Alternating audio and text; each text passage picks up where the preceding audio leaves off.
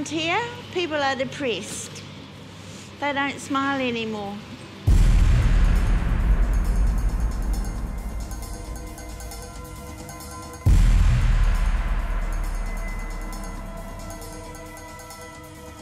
You've got this huge meltdown due to reckless financial leverage where, you know, $1 backed $30 worth of debt, massive explosions in financial products that were really just thin air.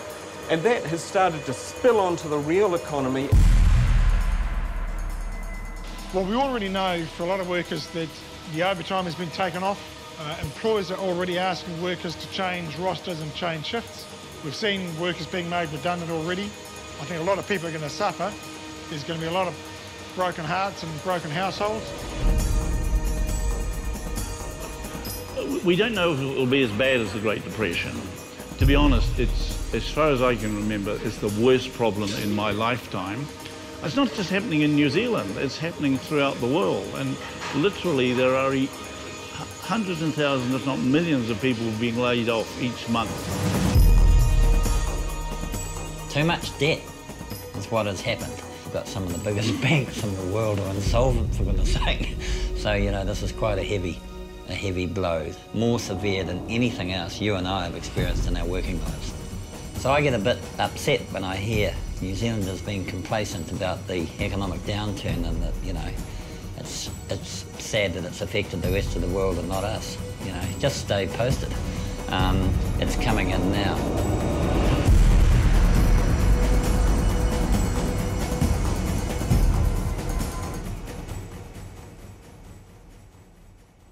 We're in the backbencher, which has all these dummies, which we call politicians. This goes back 25 years or more. There was a whole culture change about business ought to be in charge. Business knows what's best. You had governments like Ronald Reagan's government, Margaret Thatcher, relaxed a lot of rules, introduced what they would call the more market economies. And one thing in particular they did was to change all the rules around banks and finance companies to the point where really there were no rules. Markets tend to bounce back and forth between the walls of the extreme, so they overshoot and they undershoot, and they'll keep going on an excess, on a speculative frenzy, until they actually hit a wall that pulls them back. And while you can say in the long run, you know, markets are efficient and they'll find, you know, something that's sustainable, it is correct, but by God, the journey can be pretty exciting. Banks depend on the soundness of the assets they hold. Now, what happened was that they began investing in things which weren't nearly as secure. Crazy levels of leverage, like $1 of equity backing $30 of debt, about the subprime mortgage, about firms inventing all sorts of weird financial products that sound good, but actually they had nothing backing them. They were very clever assets, and they were based on a great deal of cleverness, and it all went wrong. We call these assets trouble assets in polite company, but toxic assets anywhere else. Once banks start getting toxic assets, nobody trusts them. Every day, banks lend and borrow money to each other.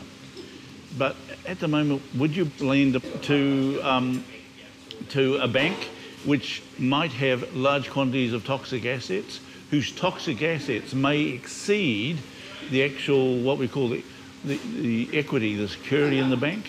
New Zealand's not immune from this stuff, you know. What we've been doing, we don't have a subprime mortgage market, but we've certainly borrowed a lot from overseas. The last 10 years, our trading banks have done most of their borrowing from offshore. They haven't been lending money taken in from New Zealand deposits. They've been off the international financial market, shadow banking system they call it, borrowing money. There's about $90 billion worth of offshore borrowing by the banks. And that's all coming up and it has to be rolled over. And it looks as though it's going to be very difficult to roll over that $90 billion. So what's their response to that? They start getting pretty miserly with the funds that they have got, and they hoard money. And so what we're actually seeing is quite a squeeze on the business sector at the moment. Businesses are finding it difficult to roll over their working capital loans. Probably your boss in Pararua is is desperate to get hold of the ordinary cash, ordinary borrowings that he does to run the business.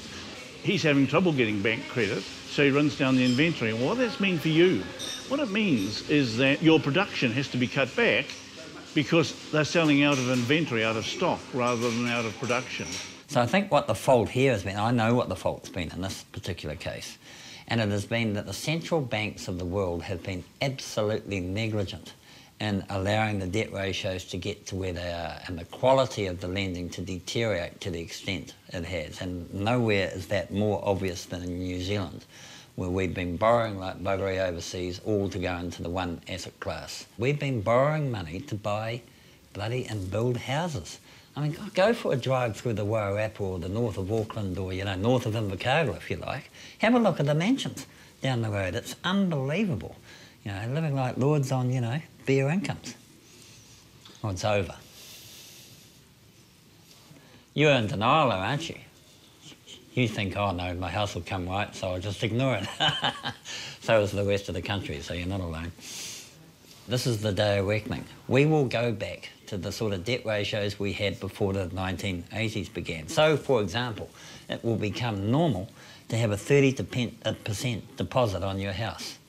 Now, the average house price is $400,000. How many people have got $120,000 slopping around in their pocket ready to put it as a deposit on the house? Bugger all. So what's going to happen? The value of the house is going to fall. How much do you think? 30%.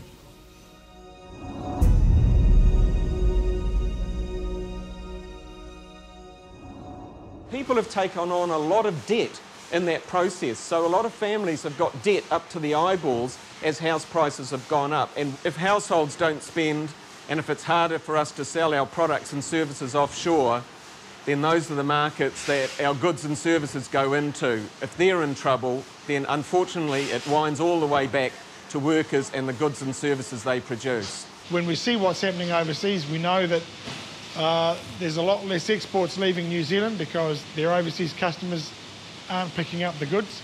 And you saw it, obviously, the other day with Fisher & Paykel Appliances saying, shit, you know, we can't sell stuff. You know, we're competitive, but there's just no demand. The eastern seaboard of China is shut down, for example. So there's a big global problem.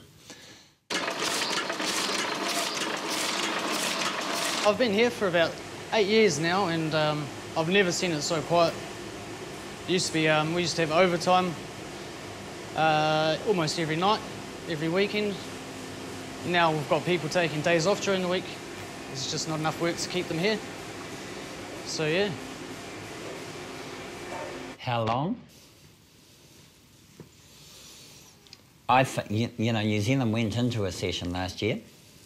I would say we've probably got at least 2 years of very soft conditions, and after that a pretty anemic recovery. Hopefully in the next 12 months this thing will bottom out. Everybody's hoping that that's the case. I said a while ago that I wouldn't be surprised to see unemployment go to 8%. I see no reason really to change that view. It is scary, yeah. Compared to what it was, how it used to be. Very scary.